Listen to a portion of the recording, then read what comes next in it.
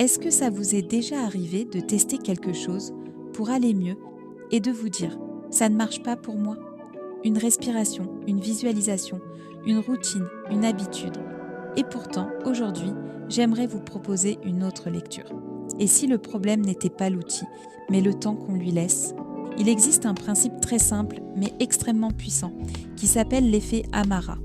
Et vous allez voir qu'il explique énormément de choses, dans le bien-être, dans l'apprentissage et même dans la vie en général. L'effet Amara dit une chose très simple. Nous surestimons presque toujours les effets immédiats d'une chose et nous sous-estimons énormément ses effets à long terme. Autrement dit, on attend trop, trop vite, et on abandonne souvent juste avant que les vrais effets apparaissent. Prenons un exemple très concret. Apprendre à jouer d'un instrument. Les premiers jours, on s'imagine que ça va être magique. Et puis, les doigts font mal, les sons sont faux, on n'arrive pas à enchaîner. Beaucoup arrêtent là. Pourtant, quelques mois plus tard, sans même s'en rendre compte, les gestes deviennent automatiques. Pas parce qu'on a forcé, mais parce qu'on a répété. Et dans le bien-être, c'est exactement la même chose. On s'attend souvent à un soulagement immédiat. On teste une respiration, une visualisation, une projection positive. Et on se dit « je ne ressens rien » ou « ce n'est pas pour moi ». Mais en sophrologie, on sait quelque chose de fondamental. Le corps et le mental apprennent par la répétition. Pas par la performance, pas par l'intensité, par la répétition douce. Une projection positive, par exemple, peut sembler artificielle au début. On visualise, on imagine, et on se demande si ça sert vraiment à quelque chose. Et pourtant, à force de répétition, le cerveau intègre ce chemin comme une option possible. Jusqu'au jour où, sans même y penser, cette image, cette sensation, cette ressource revient spontanément au moment où on en a besoin. Exemple 1, le sport.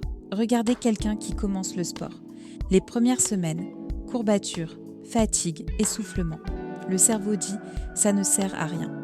Et pourtant, quelques mois plus tard, le corps réclame le mouvement. Ce qui était un effort devient un besoin. L'effet n'était pas spectaculaire au début, mais il est profondément installé sur le long terme. Exemple 2. Les habitudes quotidiennes. Boire un verre d'eau le matin. Écrire 3 phrases le soir. Respirer 1 minute consciemment. Pris séparément, ça paraît presque insignifiant.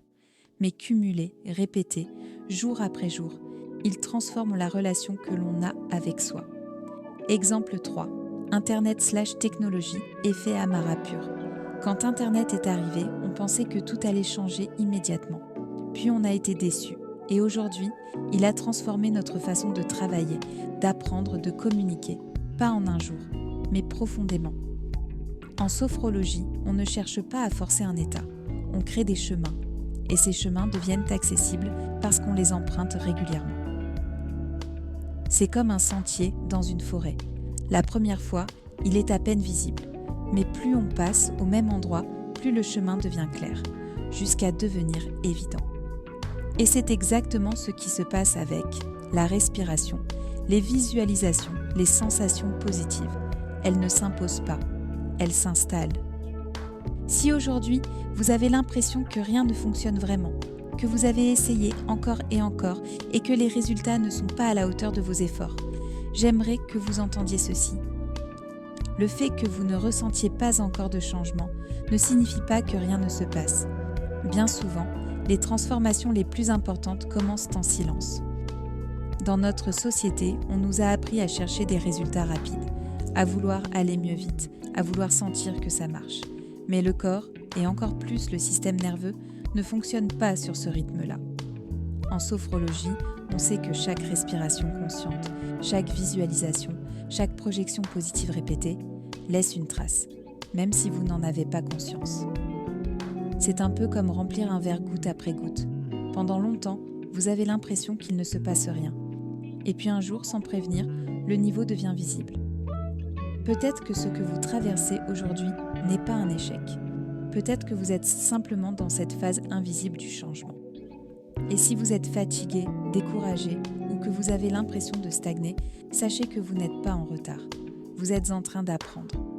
Les outils de bien-être ne sont pas là pour vous transformer d'un coup, mais pour devenir, avec le temps, des réflexes intérieurs, des appuis, des ressources. Et le jour où la vie vous mettra à l'épreuve, vous réaliserez peut-être que votre respiration se pose naturellement, que votre corps sait comment se calmer, que votre esprit trouve une image rassurante, sans même que vous ayez à y penser. Ce jour-là, vous comprendrez que tout ce que vous avez fait avant comptait, même les jours où vous doutiez, même les jours où vous n'y croyez plus vraiment. Alors s'il ne fallait retenir qu'une chose de cette vidéo, ce serait celle-ci. Vous n'êtes pas en train d'échouer, vous êtes en train de construire.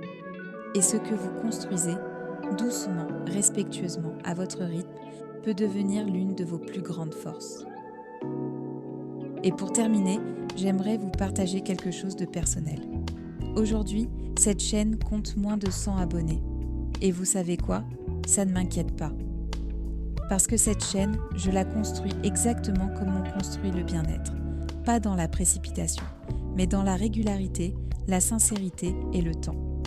Chaque vidéo est une petite graine, et peut-être qu'au début, on ne voit pas encore grand-chose pousser, mais jour après jour, vidéo après vidéo, quelque chose s'installe. Alors si ces vidéos vous apportent un peu de calme, un espace pour souffler, ou simplement un moment pour vous, vous pouvez vous abonner, pas pour les chiffres, mais pour faire partie de ce chemin qui se construit, doucement. Comme le bien-être, comme tout ce qui dure vraiment. Ce que vous faites aujourd'hui, même en silence, peut devenir votre plus grande force demain.